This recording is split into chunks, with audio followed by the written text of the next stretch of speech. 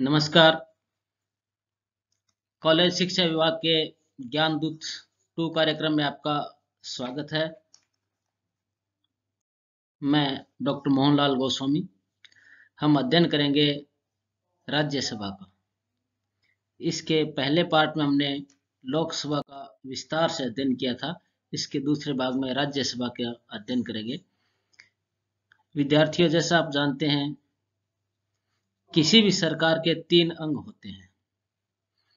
प्रत्येक देश में एक कानून बनाने वाली संस्था होती है जिसे व्यवस्थापिका लेजिस्लेटिव कहते हैं। अलग अलग देशों में इसके अलग अलग नाम हो सकते हैं। भारत में इसका नाम संसद है, जिसमें उच्च सदन का नाम राज्यसभा और निम्न सदन का नाम लोकसभा है। दूसरी संस्था कार्यपालिका होती है, एग्जीक्यूटिव, जो व्यवस्थापिका द्वारा बनाए कानूनों को लागू करने का काम करती है। और तीसरी न्यायपालिका, जो न्याय का काम करती है। इन तीनों से, यानी व्यवस्थापिका, कार्यपालिका और न्यायपालिका, लेजिस्लेटिव, एग्जीक्यूटिव और जुडिशरी से मिलकर जो संस्था बनती है उसको हम सरकार कहते हैं। व्यवस्थापिका यानी लेजिस्लेटिव असेंबली के भारत में 2 सदन है, राज्यसभा और लोकसभा।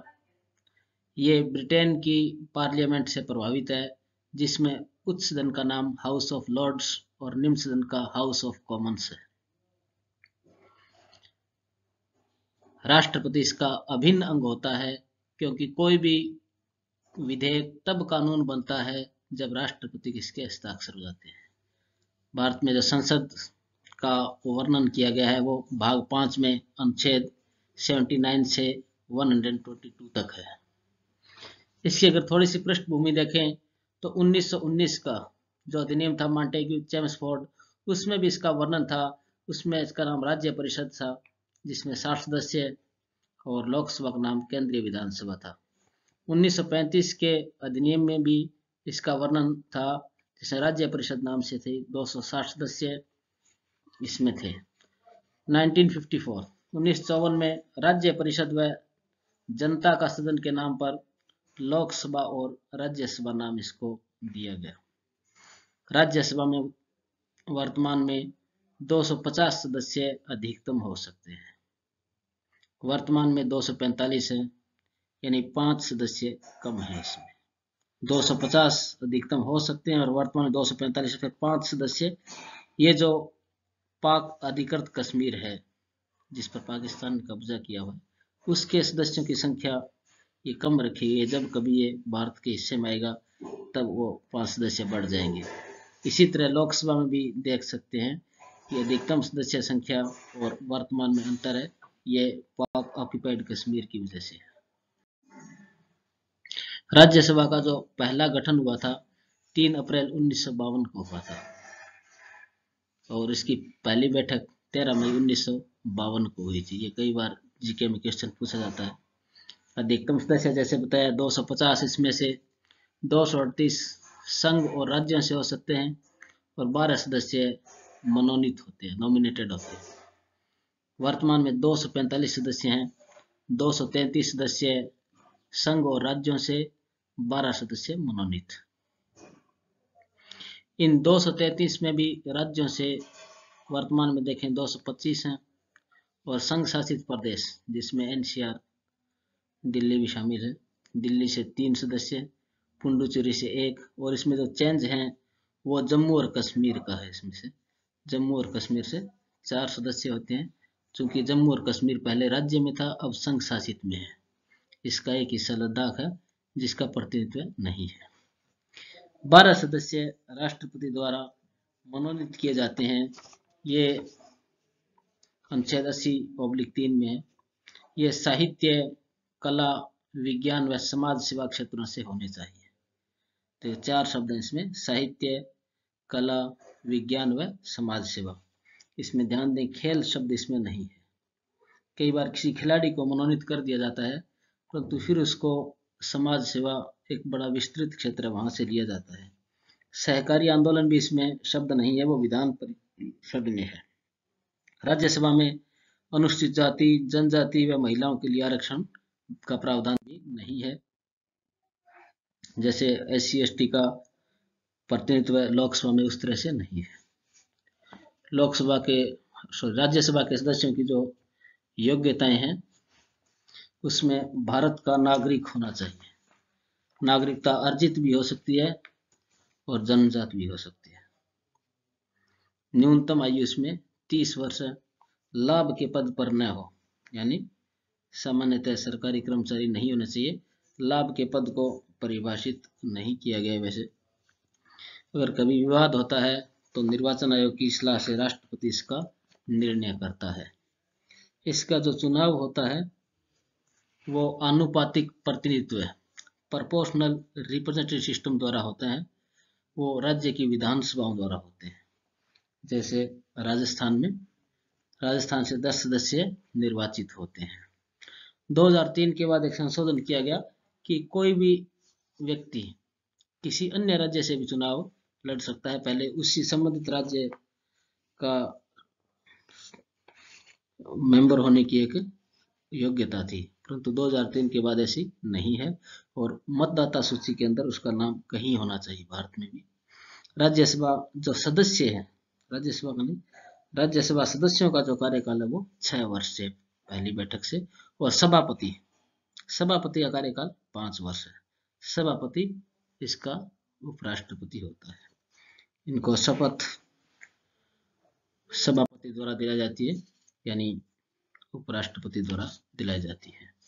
राज्यसभा के पदाधिकारी अगर देखें तो सभापति इसका मुख्य होता है, उपराष्ट्रपति होता है और इसका उपसभापति होता है।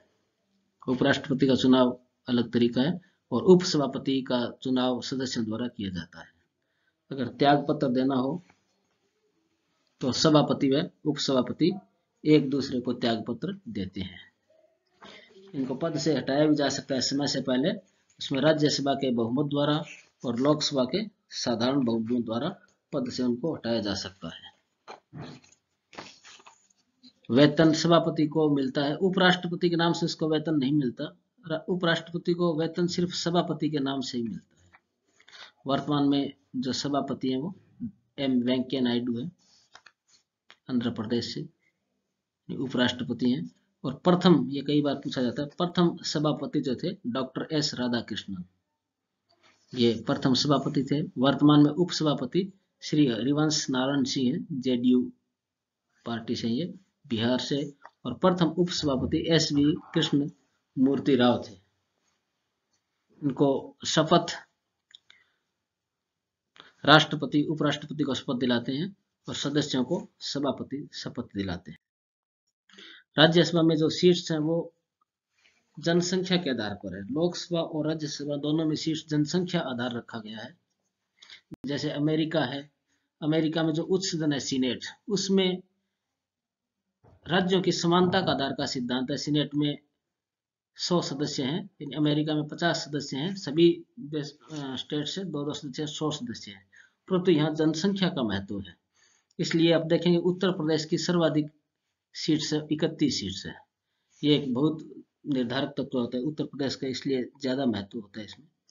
राजस्थान से 10 सीट्स हैं। उत्तराखंड जो पहले उत्तर प्रदेश का पार्ट था, 3 सीट्स है उसमें। महाराष्ट्र से 2 नंबर पर महाराष्ट्र आता 19। फिर पश्चिमी बंगाल 16 सीट्स, आंध्र प्रदेश की 18, तेलंगाना की 7, यानी आंध्र प्रदेश तेलंगाना पहले एक था, अलग अलग हो गए। बिहार की 16 है इसमें, और हरियाणा 5, पंजाब की 7 सीट्स,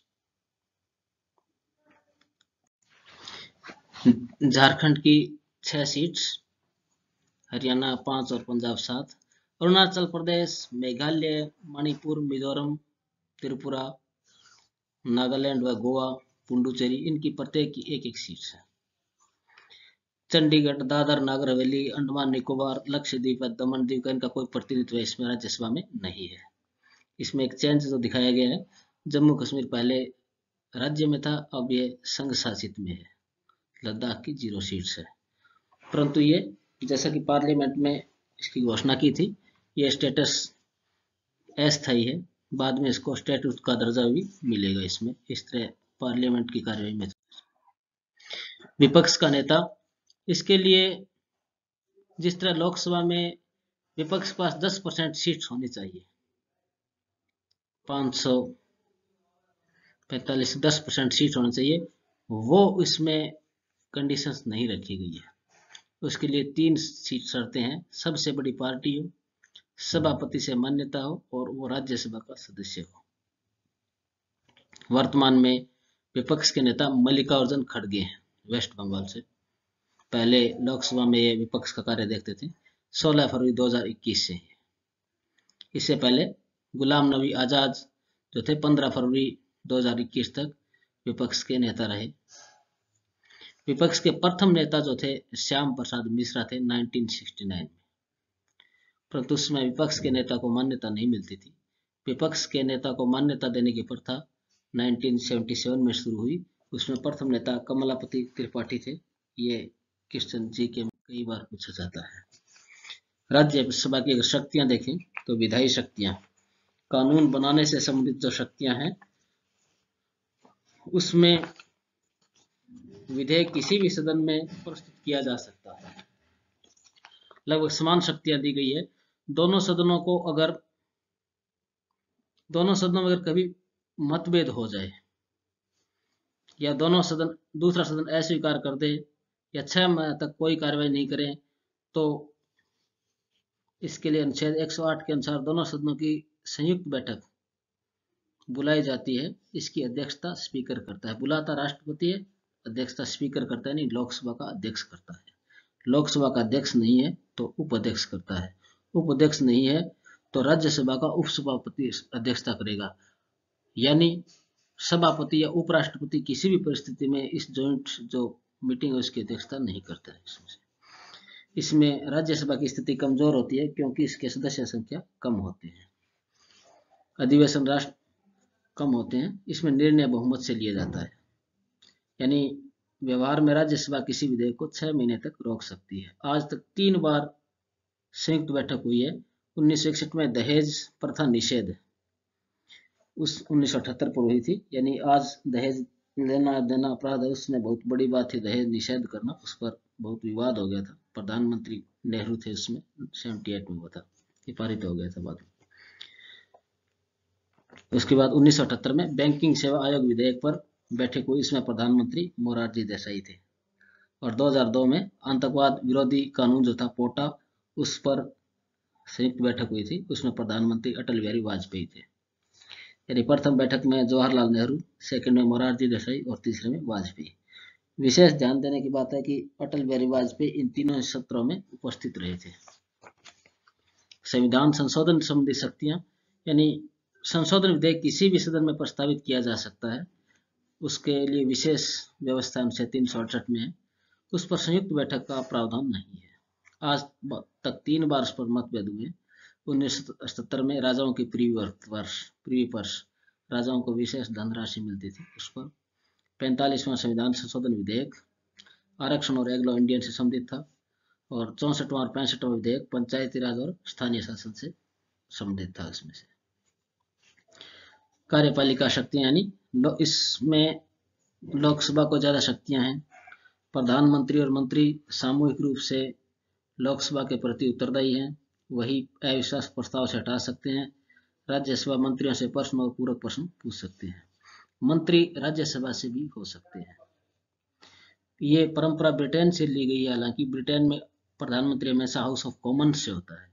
पहले भारत में परंपरा मानी गई थी, बाद में इसको कई बार नहीं माना गया। जैसे इंदिरा गांधी, नरसिम्हा राव और श्री मनमोहन सिंह, ये राज्यसभा सदस्य थे।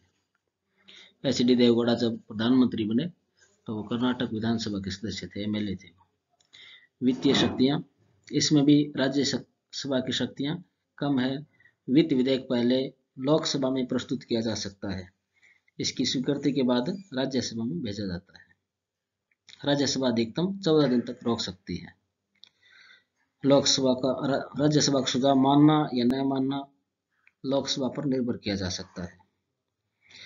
1977-78 में बजट में राज्यसभा 6 संशोधनों की सिफारिश कर दी थी, परंतु लोकसभा में उसको रद्द कर दिया था। धन विधेयक को भी स्पीकर प्रमाणित करता है। यानी बजट संबंधी समझ सकते हैं। बजट जो होता है वो लोकसभा पारित करती है, क्योंकि ये ऐसा प्रोविजन रखा गया है कि कई बार राज्यसभा में पार्टी का बहुमत नहीं होता तो बजट रुक जाता है, इसलिए इसको इस प्रोविजन को रखा गया है।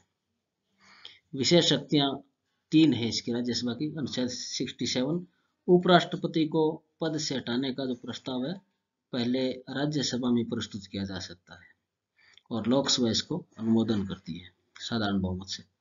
अनुच्छेद 249 249, राज्यसभा उपस्थित व मतदान करने के 2/3 बहुमत से कोई राज्य का विषय जो स्टेट लिस्ट में उसको राष्ट्रीय महत्व का घोषित कर सकती है और संसद 1 वर्ष के लिए उस पर कानून बना सकती है। इसी तरह आगे बढ़ाया जा सकता है एक साथ। अनुच्छेद 312, राज्यसभा अगर 2/3 बहुमत से प्रस्ताव पारित करे तो नई अखिल भारतीय सेवाओं को स्थापित करने का केंद्र सरकार को अधिकार मिल जाता है। मैंने केंद्र सरकार शब्द कहा, चूंकि बोलचाल का शब्द केंद्र सरकार हो सकता है, सेंट्रल गवर्नमेंट है, वैसे यूनियन शब्द है, सही शब्द है जो संघ सरकार है, India that is Bharat, union of states. कुछ अन्य शक्तियां भी है। राज्यसभा के निर्वाचित सदस्य राष्ट्रपति के चुनाव में, निर्वाचित सदस्य राष्ट्रपति के सदस्य चुनाव में यानी मनोनीत नहीं, और सभी सदस्य इंक्लूडिंग नॉमिनेटेड महाभियोग में भाग लेते हैं, इम्पीचमेंट में भाग लेते हैं। राज्यसभा व लोकसभा के सभी सदस्य उपराष्ट्रपति के चुनाव में भाग लेते हैं व हटाने में भाग लेते हैं। यहाँ सभी सदस्य यानी मनोनीत शब्द भी शामिल है। अगर 1 महीने से अधिक इमरजेंसी आपातकाल लागू करना है तो लोकसभा के साथ राज्यसभा की स्वीकृति भी आवश्यक है।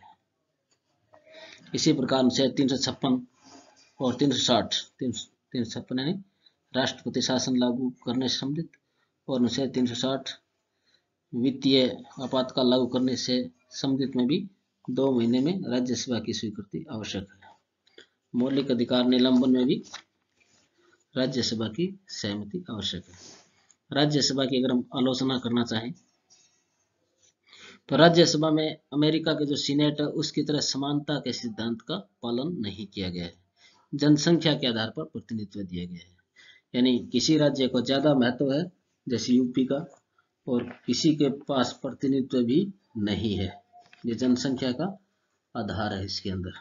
जिस राज्य की ज्यादा जनसंख्या है उसकी ज्यादा इंपॉर्टेंस है, सबसे ज्यादा उत्तर प्रदेश की। राज्यसभा के सदस्य अप्रत्यक्ष निर्वाचन पद्धति के आधार पर चुने जाते हैं। इससे जनता का प्रत्यक्ष संपर्क नहीं रहता। जैसे राजस्थान से 10 सदस्य चुने जाते हैं, ये आनुपातिक प्रतिनिधित्व प्रणाली से होते हैं, तो जनता में पता नहीं चलता है कौन मेंबर कहाँ से है। जैसे लोकसभा उसको पब्लिक जानती है परंतु इनको जनरली नाम भी नहीं जानते।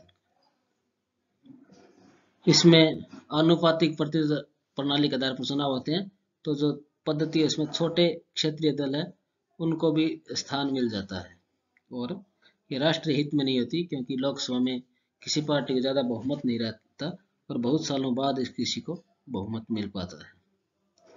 राज्यसभा में राष्ट्रपति जो 12 सदस्य मनोनीत करता है वो लोकतांत्रिक नहीं है, यानी लोकतंत्र में होना चाहिए कि चुनाव ही होना चाहिए। उसमें मनोनीत जब करते हैं तो उसमें कहीं ना कहीं बायस्ड हो सकते हैं। जैसे लोकसभा में है एंग्लो इंडियंस का जो मनोनीत किया जाता है उसको 104वें संविधान संशोधन द्वारा हटा दिया गया। राज्यसभा में कई बार उन लोगों को स्थान दे दिया जाता है जो प्रत्यक्ष चुनाव में हार जाते हैं, या विशेष गुटों को प्रतिनिधित्व दे दिया जाता है, या राजनीतिक रूप से किसी व्यक्ति को शांत करने के लिए भी स्थान दिया जाता है। 2003 में जो संशोधन किया गया कि राज्यसभा सदस्यता के लिए संबंधित राज्य का निवासी होना आवश्यक नहीं, और दूसरा उसमें खुला मतदान शुरू किया गया। ये एक तरीके से उनके लिए राजनीतिक दलों के लिए थोड़ी स्वार्थ पूर्ति का साधन भी हो जाता है। इनकी शक्ति के बारे में आलोचना करें तो वो साधारण विधेयक को 6 महीने तक और वित्त विधेयक को 14 दिन की देरी कर सकती है। यह उपराष्ट्रपति और राष्ट्रपति चुनाव में भी भाग लेती है। राज्य सूची के विषय को राष्ट्रीय महत्व का घोषित कर सकती हैं। अखिल भारतीय सेवाओं का सृजन करने के लिए प्रस्ताव पारित कर सकती हैं। इसमें आलोचकों का मत है कि ये अन्य संस्थाओं द्वारा किए जा सकते हैं। राज्यसभा अनावश्यक देरी करती है और ये अलोकतांत्रिक भी हो सकती है। ये हाउस ऑफ लॉर्ड्स की तरह सिंगल चैम्बर के रूप में अपनाया जा सकता है, परंतु फिर भी राज्यसभा का महत्व होता है। इसमें कानून निर्माण संबंधी देरी नहीं होती। ये ब्रिटेन से ही प्रभावित है। ब्रिटेन में भी 2 चैम्बर्स हैं। जब से 1295 में एडवर्ड फर्स्ट ने मीटिंग बुलाई थी, उसमें 2 चैम्बर शुरू हुए थे उसके, तो तब से परंपरा चल रही है, तो वहां से आइडिया भारत में लिया गया है। हम राजस्थान से वर्तमान में देखें, जो 10 सदस्य निर्वाचित हैं, उनमें आप स्लाइड पर देख सकते हैं। इसमें वर्तमान में 7 सदस्य बीजेपी से हैं और 3 सदस्य कांग्रेस से। मैं इनको रीड कर रहा हूँ। श्री के.जे. अल्फांसे बीजेपी से, श्री नीरज डांगी कांग्रेस से, श्री हर्षवर्धन सिंह डूंगरपुर बीजेपी से, श्री राजेंद्र गहलोत बीजेपी से, श्री ओम प्रकाश माथुर बीजेपी से, डॉक्टर करोड़ीलाल मीणा बीजेपी से, डॉक्टर मनमोहन सिंह जो प्रधानमंत्री रहे कांग्रेस से, श्री के.सी. वेणुगोपाल कांग्रेस से, डॉक्टर श्री राम कुमार वर्मा बीजेपी से, श्री भूपेंद्र यादव बीजेपी से। एम वेंकैया नायडू जो उपराष्ट्रपति थे, वो भी निर्वाचन से पहले राजस्थान से राज्यसभा सदस्य थे। 10 वर्तमान में जो मनोनीत सदस्य हैं, 12 सदस्य मनोनीत हैं। इनके नाम स्लाइड पर आप देख सकते हैं। Shri Sambhaji Chhatrapati, Shri Swapan Das Gupta, Shrimati Rupa Ganguly, Shri Ranjan Gogoi, doctor Narendra Jadhav, Shri Mahesh Jethmalani, Shrimati M C. Mary Kom, doctor Sonal Mansingh, Shri Ram Sakal, Shri Rakesh Sinha, Shri Suresh Gopi, doctor Subramanian Swamy. ये जो है, ये जो 12 सदस्य उनमें से इनको मनोनीत किया गया है। ये अलग अलग कैटेगरी वाइज इनको मनोनीत कर दिया जाता है। सदस्यों का कार्यकाल 6 वर्ष होता है। राज्यसभा को कभी भंग नहीं किया जा सकता। सामान्यतः होता है कि संसद को कौन भंग कर सकता है, संसद को कोई भंग नहीं कर सकता। संसद का जो निम्न सदन है, लोकसभा को प्रधानमंत्री की सिफारिश पर राष्ट्रपति भंग कर सकता है। जैसे राज्यसभा या हाउस ऑफ लॉर्ड्स कभी भंग नहीं होते। इनके साल में 2 सेशन होते हैं, लगातार वैसे सत्र में रहती हैं, इसको भंग नहीं किया जा सकता। ये आप पार्लियामेंट का फोटो देख रहे हैं। ये जो पार्लियामेंट है, इसका डिजाइन जो किया गया था, एडविन लुटियंस द्वारा किया गया था, और इसके सहायक जो थे हार्बर्ट बेकर ने इसका तैयार किया हुआ है। ये इसको कई बार लुटियंस दिल्ली इसी कहते हैं कि इसका डिजाइनर जो था एडविन लुटियंस था। इसमें 144 खंबे जो देख रहे हैं, बिल्कुल यू आकार की है। 144 खंबे इसमें, 27 फीट का प्रत्येक खंबा 27 फीट का है। इसमें 12 गेट हैं और 12 फंवारे लगे हुए हैं इसके अंदर। इसका जो शिलान्यास किया गया था 12 फरवरी 1921 को ड्यूक ऑफ कर्नाट द्वारा किया गया था। ये लाल पत्थर से बना हुआ। उद्घाटन 18 जनवरी 1927 को लॉर्ड इरविन द्वारा किया गया था। यानी 1927 से ये लॉर्ड इरविन चल रही है। अब वर्तमान में 2022, लगभग ये 100 साल के आसपास होने लगे हैं। इसलिए दूसरा फोटो आप देख रहे हैं, ये पार्लियामेंट, उसी के पास नई पार्लियामेंट का भवन का डिजाइन दिखाया गया है। इसका उद्घाटन, शिलान्यास जो किया गया या भूमि पूजन किया गया 10 दिसंबर 2020 को प्रधानमंत्री द्वारा किया गया। इसमें से इसके जो चीफ आर्किटेक्ट हैं वो विमल पटेल है। इसके ये भी जब पार्लियामेंट बन जाएगी तो इसमें ज्यादा सदस्य बैठ सकते हैं और ज्यादा सुविधाजनक तरीके से हो सकते हैं। इसके साथ एक विशेष घटना जुड़ी है पुरानी बिल्डिंग के साथ। ये इससे पहले जो दिल्ली है, दिल्ली में थी जो विधानसभा चलती है, वहां थी केंद्रीय असेंबली, वहां थी। इसमें ये जो पार्लियामेंट देख रहे हैं, ये जो बिल्डिंग है, इस पर 23 दिसंबर 2001 को लश्कर तोयबा व जैश ए मोहम्मद के 5 टेररिस्ट जो थे उन्होंने हमला किया था। इसका मास्टरमाइंड अफजल गुरु था, जिसे 9 फरवरी 2013 को तिहाड़ जेल में फांसी दी गई थी। इसी की अफजल की बरसी मनाते हुए एक बार विवाद की स्थिति भी पैदा हुई थी।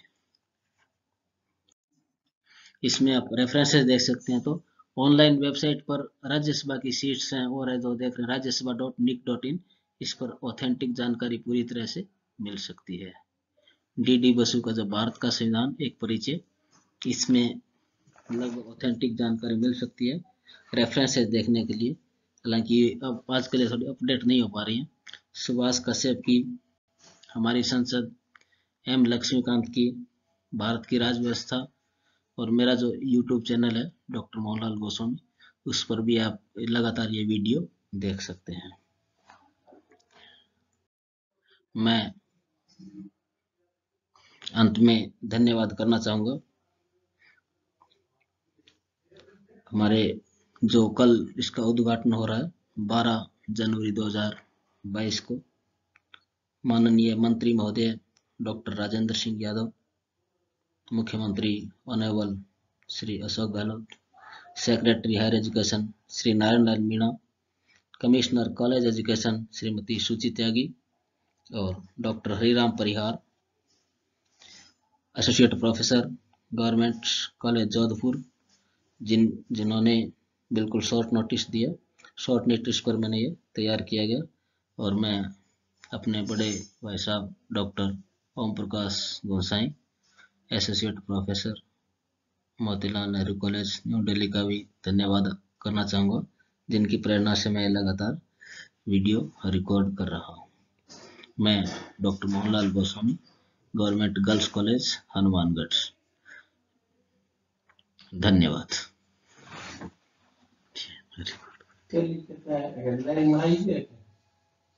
है